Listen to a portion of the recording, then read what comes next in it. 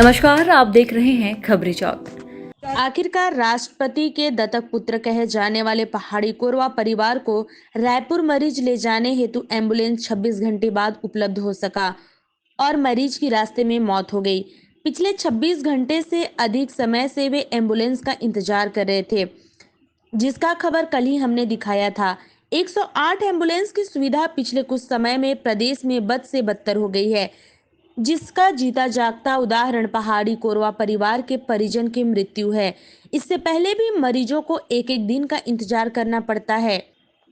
108 ambulance helpline से सही जानकारी भी नहीं मिल पाती कि वे एम्बुलेंस उपलब्ध करा पाएंगे या नहीं।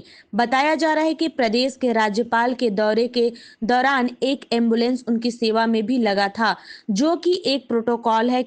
किंतु सवाल यह है कि क्या एक ही एम्बुलेंस जिले में है या फिर रायपुर मरीजों को ले जाने के लिए एम्बुलेंस उपलब्ध ही नहीं है। आज मरीज की मृत्यु के बाद परिजनों ने 100 रखकर मेडिकल कॉलेज परिसर में ही प्रदर्शन किया। परिजनों ने मेडिकल कॉलेज अस्पताल परिसर स्थित पुलिस सहायता केंद्र के सामने 100 को रखकर विरोध जताया। इनके समर्थन में कांग्रेस भी पीड़ित परिवार के साथ विरोध में नजर आई। मुआवजा और दोषियों के खिलाफ कार्रवाई की मांग को लेकर परिजनों ने अस्पताल परिसर में 100 रखकर प्रदर्शन किया है।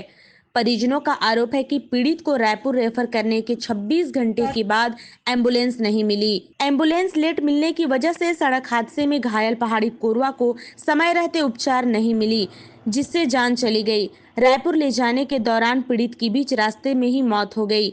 अस्पताल प्रबंधन व 108 एम्बुलेंस सेवा की एक बड़ी लापरवाही उजागर हुई है।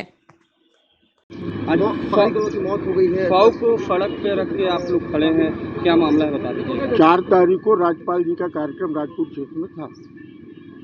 वहाँ पर मुरम गिराया गया था, जिसे फैलाया नहीं गया था, जिसकी जानकारी आवागमन में रेगुलर आने जाने वाले को जानकारी नहीं था, क्योंकि अचानक मुरम गिराया हुआ था। उससे ये गिर गया, आसपास एक आध गाड़ी वाड़ी भी इसके ऊपर चढ़ गया। वहाँ के कांग्रेस जन यहाँ जिला चिकित्सालय में लाए, कोई खास इलाज किए बिना इसको सीधे रायपुर रेफर कर दिया गया। गुड्डू नाम का नौजवान पहाड़ी कोरवा यंग लड़का है। 36 घंटा तक इसको एम्बुलेंस नहीं मिला, बहुत मुश्किल से एम्बुलेंस मिला। रायपुर पहुंचने के बाद इसकी जान चली गई। वहाँ से लाए प्रशासन का, रेल विभाग का ये व्यवस्था था कि सीधे घर ले जाए और वहाँ कफन दफन करते। मेरा मानना है कि स्वास्थ्य विभाग के लापरवाही के कारण इस नौजवान यंग पहाड़ी कोरवा बच्चे की जान गई है। सबसे पहला तो गैर इरादतन हत्या का प्रकरण दर्ज किया जाए, पोस्टमार्टम किया जाए, काज ऑफ डेथ क्या है ये बतलाया जाए परिवार वालों को। नंबर 2, जनमन योजना के तहत अरबों रुपया इन संरक्षित जाति के उन्नयन के लिए केंद्र सरकार से राज्य सरकार के पास आ रहा है। मैंने 3 बार 4 बार फोन करके विभाग के अधिकारी को मैंने निवेदन किया कि कहाँ इनके उन्नयन के लिए क्या काम किया जा रहा है, कहाँ इनका बताने का कृपा करें।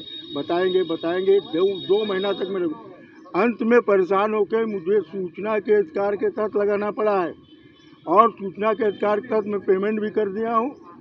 आने वाले समय में जनमन योजना ने संरक्षित जाति के उन्नयन के लिए जो पैसा रहा है उसका हिसाब किताब लेने के लिए इस ऑफिस का बड़े पैमाने पर घेराव करूंगा, और ये इसको न्याय दिलवाने के लिए पोस्टमार्टम होगा, काज ऑफ डेथ होगा, और जिसके गैर जिम्मेदारी से इसकी जान गई है उसके खिलाफ गैर इरादतन आपराधिक प्रकरण दर्ज करने की मांग करता हूँ।